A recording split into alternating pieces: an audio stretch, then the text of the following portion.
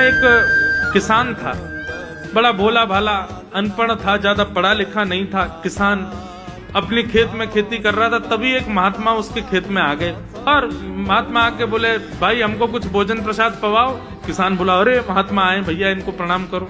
किसान ने उनको प्रणाम किया, प्रणाम करके महाराज उनको भोजन प्रसाद पवाया। कहा, महात्मा जी आप आए हैं, मुझे कोई गुरु मंत्र दे जाओ। महात्मा जी ने सुंदर गुरु मंत्र दिया, द्वादशाक्षर मंत्र दिया।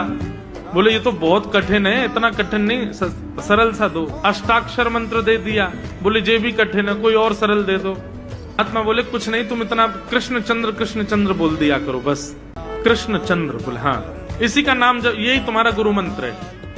इतना भोला बेचारा याद करने लगा, उसको याद ही नहीं होवे कृष्ण चंद्र कृष्ण चंद्र कृष्ण चंद्र। अब भूल ना जाऊं इसके लिए बोलता रहता था 24 घंटे, कृष्ण चंद्र कृष्ण चंद्र कृष्ण चंद्र। अपने खेत में हल जोत रहा था, कृष्ण चंद्र बोल रहा था। इतने में उसकी पत्नी आ गई, अरे सुनो तुम्हारे लिए भोजन लाई हूं, जल्दी कर लो। बोले कृष्ण चंद्र कृष्ण चंद्र। पत्नी पीछे लग गई, पीछे, भोजन तो कर लो, रोटी तो खा लो, ठंडी हो जाएगी।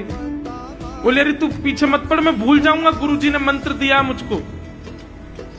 पत्नी बोली, अच्छा एक काम करो, आप भोजन कर आओ, तब तक आपके नाम को मैं रट लेती हूँ, मैं उसको संभाल लूंगी, पर जैसे आप आओगे फिर आपको सुना दूंगी, आप कर लेना। वो ठीक है। बोले क्या बोलना है? बोले कृष्ण चंद्र। पत्नी बोली ठीक है। अब कृष्ण चंद्र बोलने लगी पत्नी, कभी कहीं जाए कभी कहीं जाए, कुछ करे। वो कृष्ण चंद्र बोलते बोलते घसीटे चंद्र हो गया। लौट करके अपने पति के पास, पति बोल, हाँ वो मैं भोजन कर लिया, जल्दी गुरु मंत्र सुना दे मुझको, क्या था मैं तो भूल गया। बोले घसीटे चंद्र। वो उसी से ही हल जोतने लगा, घसीटे चंद्र। आकाश में वैकुंठ में बैठे हुए वैकुंठनाथ भगवान प्रसन्न हो गए और प्रसन्न होकर के बोले, लक्ष्मी जी हम जा रहे हैं। बोले कहाँ? बोले एक किसान का उद्धार करने जा रहे हैं, उसको वैकुंठ लेके आएंगे। लक्ष्मी जी बोली, आपका अशुद्ध नाम बोल रहा है वो, आपका अशुद्ध नाम उच्चारित कर रहा है वो, और आप कह रहे हो कि इसका कल्याण करूंगा मैं। ठाकुर जी बोले, देखो नाम भाव कुभाव अनख आलसहु, नाम जपत मंगल दिश। नाम कैसे भी जपे कोई दोष नहीं है, बस भाव मेरे प्रति होना चाहिए। वो नाम भले ही गलत जप रहा है, लेकिन उसके हृदय में तो मैं ही हूं ना। और एक बात बताऊं लक्ष्मी जी आपको। बोले क्या? बोले ये घसीटे चंद्र अशुद्ध नहीं है, मेरा नाम है ये भी। बोले क्यों?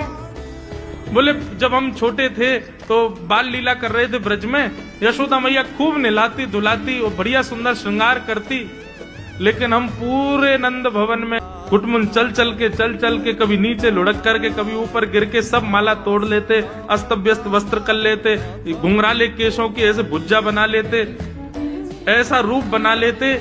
यशोदा मैया बोली, आओ मेरे घसीटे चंद्र। सुबह कृष्ण चंद्र बना के भेजती हूँ, घसीटा चंद्र बन के आता है शाम को।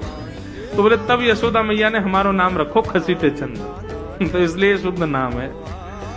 तो ठाकुर जी के बहुत सारे नाम हो गए, कनुआ, गोपाल, गोविंद, माधव, कन्हैया। यशोदा जी का प्रिय नाम है कन्हैया। मैया लाल जी को इसी नाम से पुकारती है।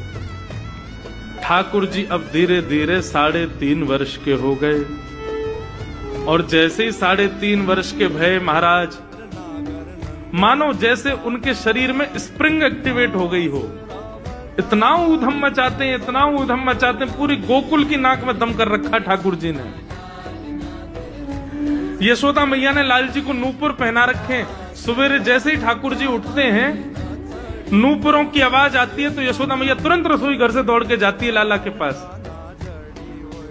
लेकिन ठाकुर जी इतने चतुर हैं, यमुना तट पर जाते हैं और नूपुरों में बालू भर लाते हैं कि कल नूपुर आवाज नहीं करेंगे, सुबह उठ के हम घर से भाग जाएंगे कहीं और, मैया को पता ही ना चलेगी। ऐसा उधम मचा में। अब ठाकुर जी वो लीला कर रहे हैं जिस लीला पर देवताओं को भी विश्वास नहीं हो रहा है। ऐसी लीला ठाकुर जी कर रहे हैं कि किसी को भरोसा ही नहीं हो रहा कि जगत नियंता जगदाधार ये कर सकता है। बोले ठाकुर जी क्या करते हैं? बोले ये मत पूछो क्या करते हैं, यूं कह रहे हैं क्या नहीं करते। जो माता पिता अपने बालकों को बहुत ऊधमी समझते हैं,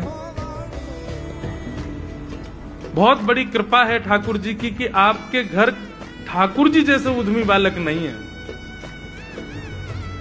ऊधमों के सिरमौर हैं ठाकुर जी।